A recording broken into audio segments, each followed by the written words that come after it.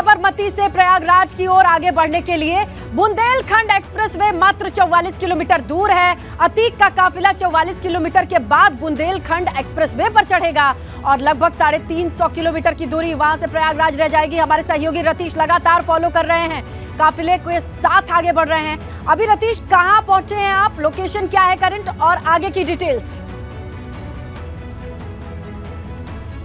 देखिए, अभी झांसी जनपद में ही है। अपने कैमरा सहयोगी से कहूंगा कि वो काफिले को जरूर दिखाते रहें। झांसी जनपद का मोठ जो इलाका है वो हमने क्रॉस कर लिया है। NH 27 पर हम चल रहे हैं, बढ़ते जा रहे हैं। बुंदेलखंड वो जहां पर काफिला एक्सप्रेसवे पर चढ़ेगा वो यहां से करीब 38 किलोमीटर 38 किलोमीटर से रह गया है जो शो हो रहा है।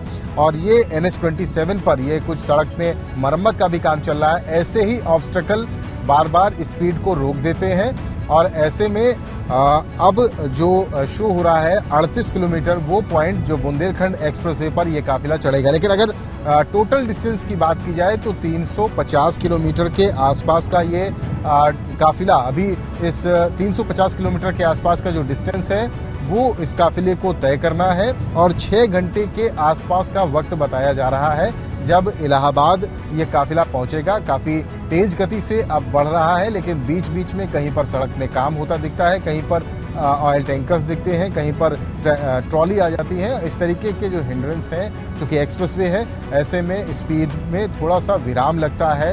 अगर मेरी गाड़ी की स्पीड की अगर बात की जाए तो 60 किलोमीटर के आसपास रफ्तार से इस एक्सप्रेसवे में गाड़ी चल रही है, यानी इसी स्पीड के आसपास सभी गाड़ियां जो काफिले में हैं 60 से 70 किलोमीटर प्रति घंटे की रफ्तार से गाड़ियां चल रही हैं। और हम अब बड़ा गांव की तरफ आगे बढ़ रहे हैं, मोठ का इलाका क्रॉस कर चुके हैं, यानी झांसी जालौन बॉर्डर की तरफ अब हम धीरे धीरे बढ़ रहे हैं और धीरे धीरे उस पॉइंट तरफ भी बढ़ रहे हैं जो बुंदेलखंड एक्सप्रेसवे की तरफ ले जा रहा है। और बुंदेलखंड एक्सप्रेसवे पर चढ़ने के बाद उम्मीद की जा रही है कि इतना हिंड्रेंस वहां पर, इतना ऑब्स्टेकल नहीं देखने को मिलेगा।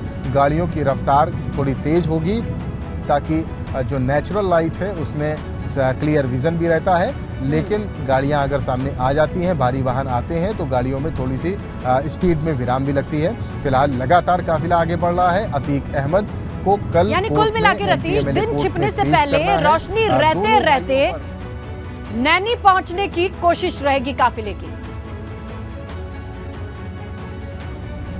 हाँ, बिल्कुल आपने सही कहा। शाम के 6 बजे का वक्त है जब नैनी सेंट्रल जेल अतीक अहमद को पहुंच जाना है। दोनों भाइयों को पहुंचना है। बरेली सेंट्रल जेल से अशरफ को रवाना किया गया है। अशरफ का काफिला भी प्रयागराज की तरफ आ रहा है और इसके साथ ही दूसरा जो काफिला जिसमें हम स्वयं शामिल हैं वो भी आगे बढ़ रहा है। सीओ देखिए बढ़ रहे हैं, आगे ले जा रहे हैं इस काफिले को। 3 गाड़ियां पुलिस की आगे हैं, जो 2 प्रिजन वैन चल रहे हैं, जिनमें से एक प्रिजन वैन में अतीक अहमद खुद बैठा हुआ है और एक दूसरी प्रिजन वैन है जो इमरजेंसी के लिए भी रखी गई है, जिसमें कई सारे सुरक्षाकर्मी, पुलिसकर्मी हैं। देखिए, ये डंपर हम आपको दिखा रहे हैं। इसी तरीके के ऑब्स्टेकल जब बीच में आते हैं तो गाड़ियों की स्पीड थोड़ी सी कम होती है, हमारी स्पीड भी कम होती है और जो अतीक अहमद का काफिला है उसकी भी स्पीड कम हो जाती है।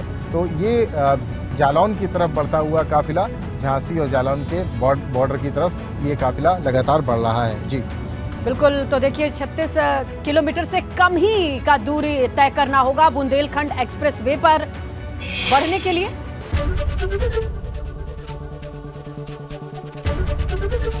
ABP गंगा, खबर आपकी, जुबान आपकी।